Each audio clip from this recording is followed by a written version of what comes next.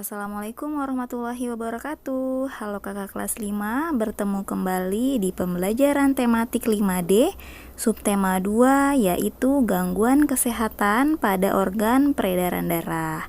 Oke, sebelumnya gimana kabar kalian? Semoga tetap sehat ya dan tetap semangat. Say basmalah, bismillahirrohmanirrohim. Pembelajaran sebelumnya yaitu tentang organ peredaran darah.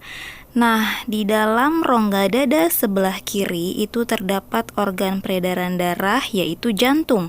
Kalian bisa lihat jantung ukurannya hanya sekepalan tangan kita. Dan di jantung, di sekitar jantung ada yang namanya pembuluh darah.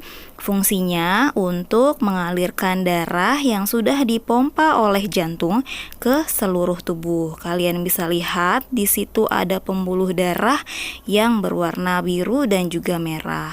Ada pembuluh darah arteri atau nadi, kemudian vena atau balik, serta yang ketiga pembuluh darah kapiler. Kita lihat jantung, bagian dalamnya ada yang namanya serambi kanan, kemudian ada serambi kiri, di bawahnya ada bilik kanan, dan juga ada yang namanya bilik kiri. Jadi terbagi menjadi 4 ruangan.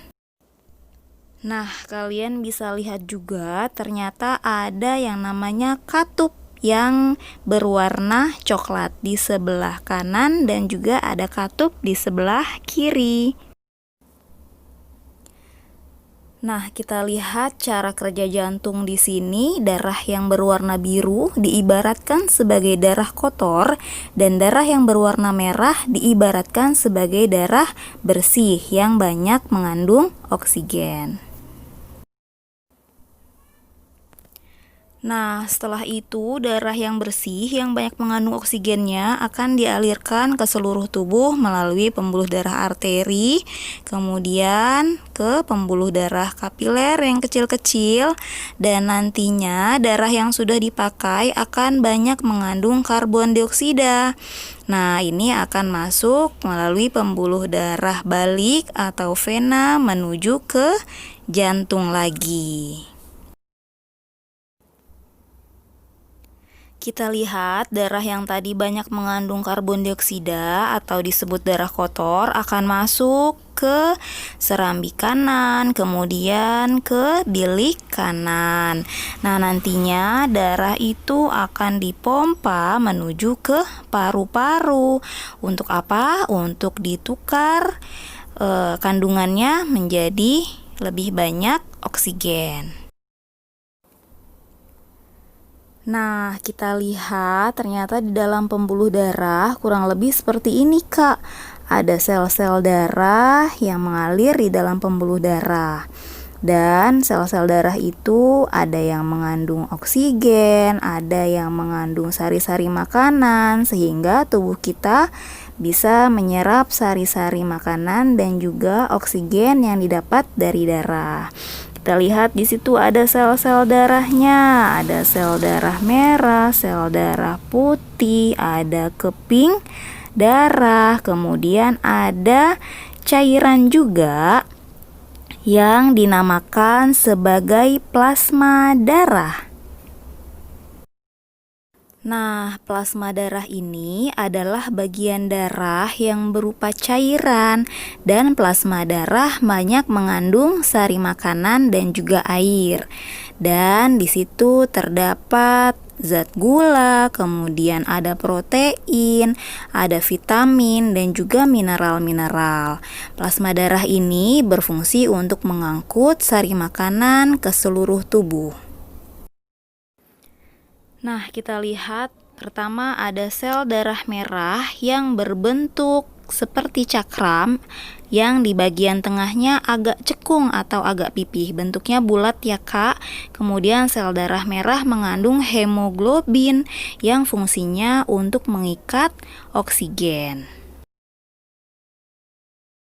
Nah, kita lihat sel darah putih. Nah, sel darah putih ini bentuknya lebih besar daripada sel darah merah. Dan juga bentuk dari sel darah putih ini sebenarnya berubah-ubah, Kak, karena sel darah putih itu selalu bergerak. Nah, apa sih fungsi sel darah putih? Ternyata sel darah putih itu adalah sel darah yang berfungsi untuk memakan atau membunuh kuman-kuman atau bakteri atau virus yang masuk ke dalam tubuh.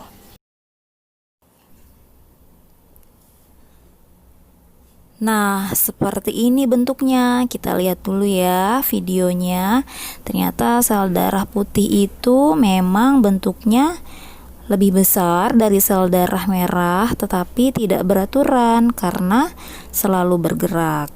Kita lihat nanti ketika ada sel darah putih, kemudian ada bakteri, maka sel darah putih ini akan membunuh bakteri-bakteri yang ada.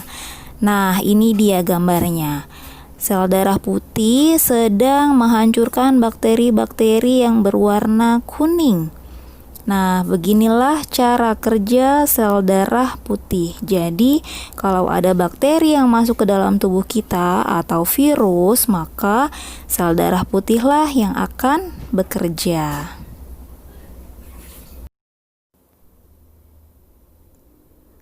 Bakteri yang tadi akan terperangkap di dalam sel darah putih sehingga bakteri tersebut tidak bisa hidup lagi. Nah, jadi seperti itulah kita lihat kurang lebih cara kerja dari sel darah putih dalam memakan atau menghancurkan bakteri.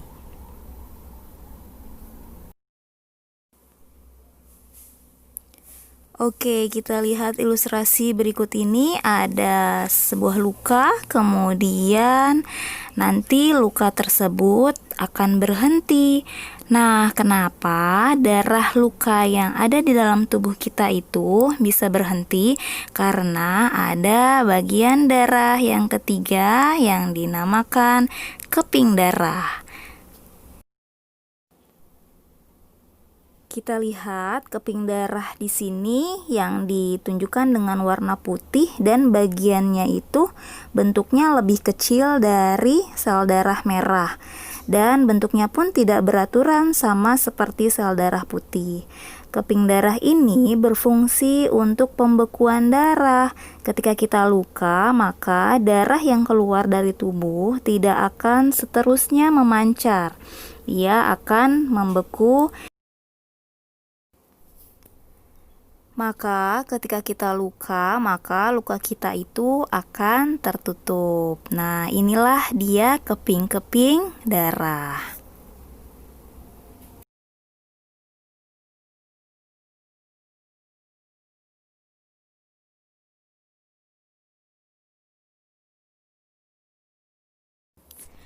Oke, sekian pembelajaran hari ini. Semoga bermanfaat. Wassalamualaikum warahmatullahi wabarakatuh.